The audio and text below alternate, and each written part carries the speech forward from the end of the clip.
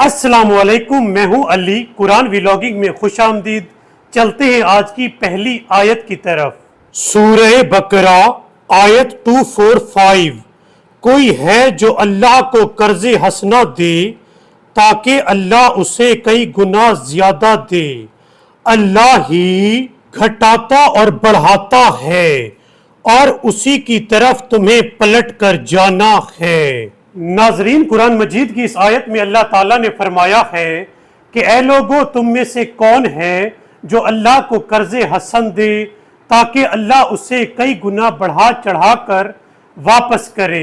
یعنی جو مال بھی ہم اللہ کی راہ میں خرچ کریں گے تو اللہ تعالیٰ اسے کئی گنا بڑھا چڑھا کر ہمیں واپس کرے گا۔ قرآن مجید میں ایک اور مقام پر اللہ تعالیٰ نے فرمایا ہے کہ اے لوگو، اس کی مثال جو مال تم اللہ کی راہ میں خرچ کرتے ہو ایسی ہے کہ اگر تم ایک دانہ زمین میں بو تو اس سے ایک پودا نکلے جس کی 7 بالیاں ہوں اور ہر بالی میں 100 دانے ہوں، تو اس طرح یہ ایک دانے سے 700 دانے بن جاتے ہیں۔ تو اللہ تعالیٰ فرماتا ہے کہ اے لوگو، اگر تم میری راہ میں ایک دانہ خرچ کرو گے تو میں تمہیں بدلے میں 100 دانے عطا کروں گا۔ تو اس لیے ہمیں چاہیے کہ اللہ کی راہ میں اپنا مال زیادہ سے زیادہ خرچ کیا کریں۔ اب چلتے ہیں قرآن مجید کی اگلی آیت کی طرف۔ کیا آپ نے موسیٰ کے بعد بنی اسرائیل کی ایک جماعت کو پیش آنے والے حالات پر نظر نہیں کی جس نے اپنے نبی سے کہا آپ ہمارے لیے ایک بادشاہ مقرر کریں تاکہ ہم راہ خدا میں جنگ کریں؟ نبی نے کہا ایسا نہ ہو کہ تمہیں جنگ کا حکم دیا جائے اور پھر تم جنگ نہ کرو۔ کہنے لگے ہم راہ خدا میں جنگ کیوں نہ کریں جبکہ ہم اپنے گھروں سے نکالے گئے اور اپنے بچوں سے جدا کیے گئے۔ لیکن جب انہیں جنگ کا حکم دیا گیا تو ان میں سے چند اشخاص کے سوا سب پھر گئے اور اللہ ظالموں کو خوب جانتا ہے۔ ناظرین، قرآن مجید کی اس آیت میں حضرت موسیٰ علیہ السلام کے دور کے تقریباً 3 صدیوں کے بعد بنی اسرائیل کی قوم کا ذکر ہے جن کے نبی حضرت شمائیل علیہ السلام تھے، اور ان سے مشرکین نے فلسطین کا سارا علاقہ اور متبرک تابوت بھی ان سے چھین لیا تھا۔ تب اس قوم نے حضرت شمائیل علیہ السلام سے درخواست کی کہ آپ ہمارے لیے بادشاہ مقرر کریں، کیونکہ اس زمانے میں جو بھی بادشاہ ہوتا تھا اس کے لیے یہ ضروری ہوتا تھا کہ وہ اپنی قوم کی سپہ سالاری کرے۔ تب قوم نے حضرت شمائیل علیہ السلام سے درخواست کی کہ آپ ہمارے لیے بادشاہ مقرر کریں تاکہ ہم اللہ کی راہ میں جہاد کریں اور اپنا علاقہ واپس لیں اور اس متبرک تابوت کو بھی واپس لیں۔ تب حضرت شمائیل علیہ السلام نے ان سے کہا کہ اے لوگو، ایسا نہ ہو کہ تم بعد میں جہاد سے پھر جاؤ۔ اب چلتے ہیں قرآن مجید کی اگلی آیت کی طرف۔ اور ان کے پیغمبروں نے ان سے کہا اللہ نے تمہارے لیے طالوت کو بادشاہ مقرر کیا ہے۔ کہنے لگے اسے ہم پر بادشاہی کرنے کا حق کیسے مل گیا جبکہ ہم خود بادشاہی کے اس سے زیادہ حقدار ہیں اور وہ کوئی دولت مند آدمی تو نہیں ہے۔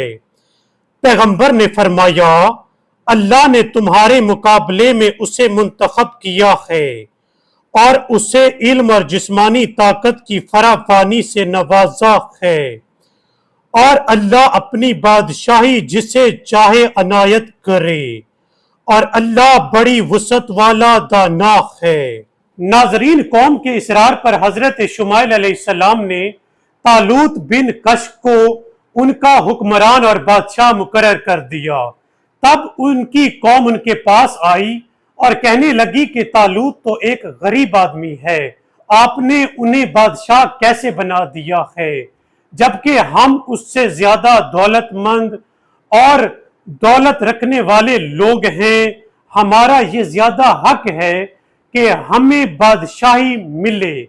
تب ان کے جواب میں حضرت شمائل علیہ السلام نے 3 باتیں کہیں۔ پہلی یہ کہ یہ اللہ تعالیٰ کا حکم ہے، اور دوسری یہ کہ طالوت جسمانی طور پر اللہ تعالیٰ نے انہیں بہت زیادہ طاقت دی ہے، اور تیسرا یہ کہ وہ علم والے شخص ہیں۔ اب چلتے ہیں قرآن مجید کی اگلی آیت کی طرف۔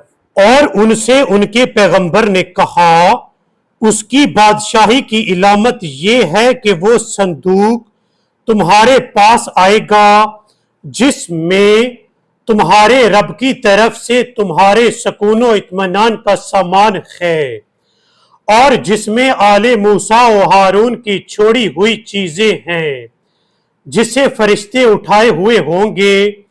اگر تم ایمان والے ہو تو یقیناً اس میں تمہارے لیے بڑی نشانی ہے۔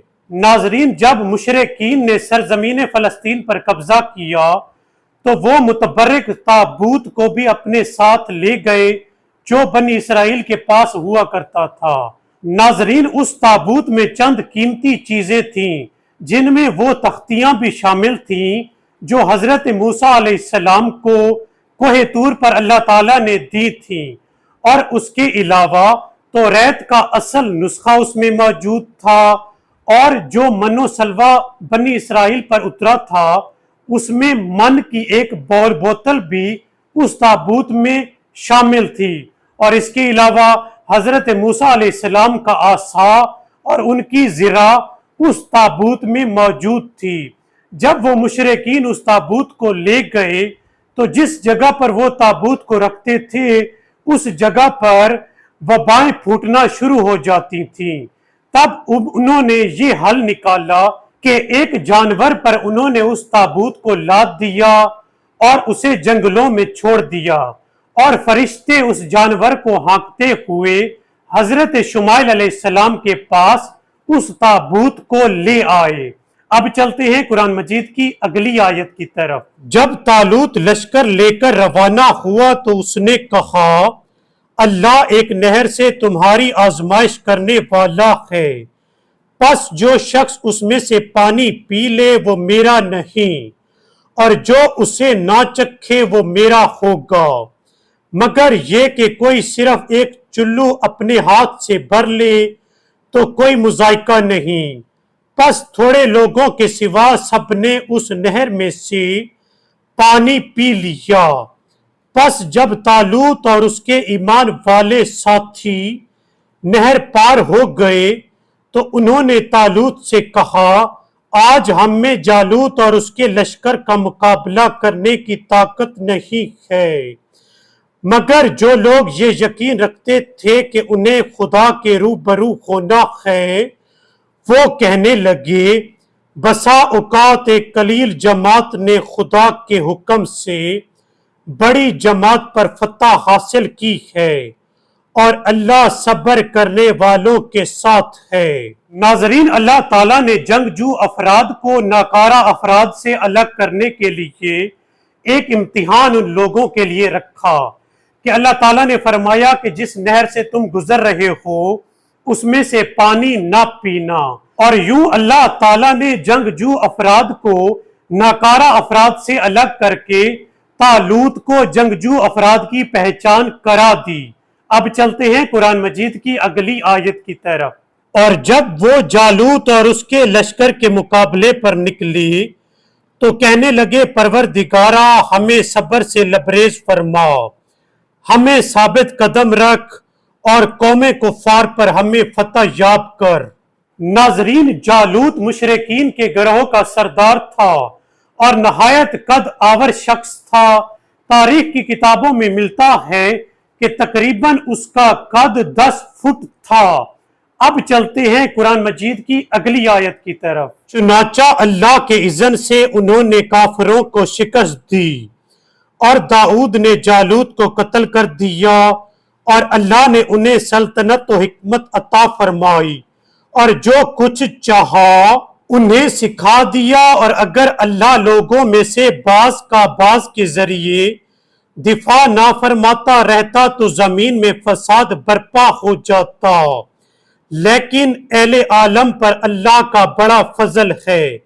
یہ ہیں اللہ کی آیات جنہیں ہم حق کے ساتھ آپ پر تلاوت کرتے ہیں، اور آپ یقیناً مرسلین میں سے ہیں۔ ناظرین، جنگ کے عین وقت میں حضرت داؤد علیہ السلام وہاں آ پہنچے اور انہوں نے جالوت کو قتل کیا، اور جالوت کو قتل کرنے کے بعد حضرت داؤد علیہ السلام ہر دل عزیز شخصیت بن گئے، اور طالوت نے اپنی بیٹی بھی حضرت داؤد علیہ السلام سے بیاہ دی، اور بعد میں حضرت داؤد علیہ السلام بنی اسرائیل کے پیشوا بھی بن گئے۔ ناظرین، آج کے ویلاگ میں بس اتنا ہی۔ آپ سے ملتے ہیں اگلی ویڈیو میں، تب تک کے لیے اللہ حافظ۔